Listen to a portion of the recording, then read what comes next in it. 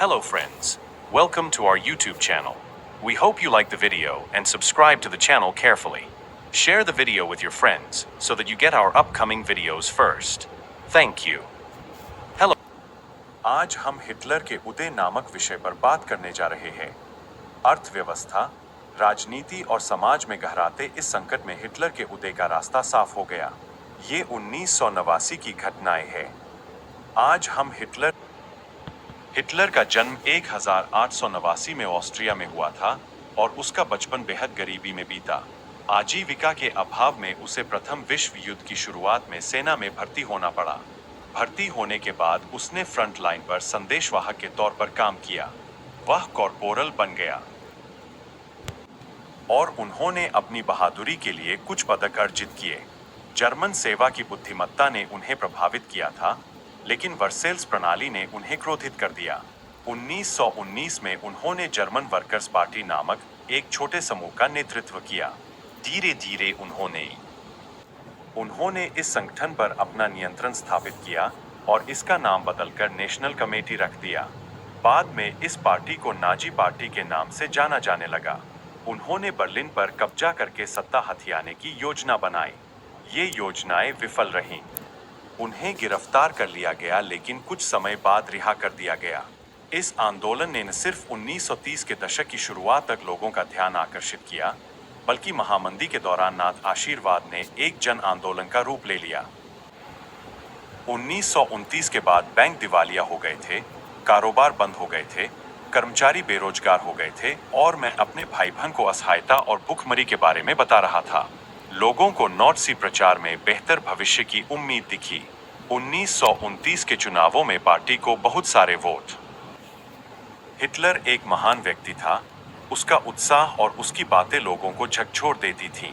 अपने भाषणों में वह एक शक्तिशाली राष्ट्र की स्थापना, संधि में हुए अन्याय का बदला लेने और जर्मन समाज की खोई प्रतिष्ठा को पुनः स्थापित करने का आश्वासन देता था। 1923 में हिटलर ने देवरिया पर कब्जा करने पर लिंक पर चढ़ाई करने और सत्ता पर कब्जा करने की योजना बनाई थी।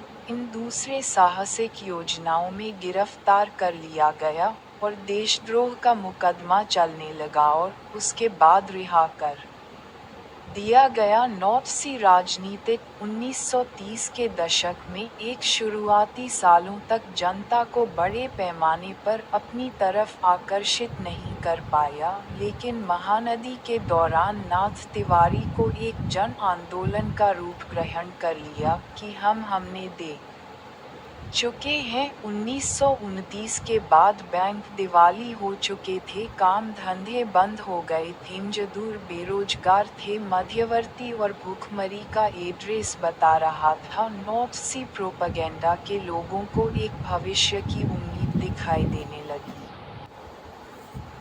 उसका वादा था कि वह बेरोजगारों को रोजगार और नौजवानों को एक सुरक्षित भविष्य देगा। उसने आश्वासन दिया था कि वह देश को विदेशी प्रभाव से मुक्त कराएगा और तमाम विदेशी साजिशों का मुंह तोड़ जवाब देगा। शान की अहमियत समझता था। हिटलर के प्रति भारी समर्थन जाने और लोगों को एकता का भाव पैदा करने के लिए मीनाक्षियों की बड़ी बड़ी रैलियां और जनसभाएं आयोजित की। सैल्यूट और भाषणों के बाद खास अंदाज में तालियां की गड़गड़ाहट, ये सारी चीज शक्ति प्रदर्शन का ही। साथियों ने अपने धुआंधार प्रचार के जरिए हिटलर को एक मसीह के रक्षक, एक ऐसे व्यक्ति के रूप में पेश किया जिसने मानव जनता को तबाही से भरने के लिए ही अवतार लिया था। एक ऐसे समाज को ये छवि बेहद आकर्षक दिखाई देती थी जिसकी प्रतिष्ठा और गर्व का एहसास चकनाचूर हो गया था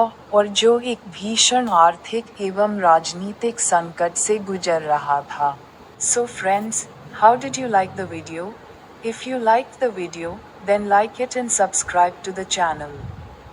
Press the bell icon and get our videos first like this, and definitely share the video with your friends on WhatsApp group.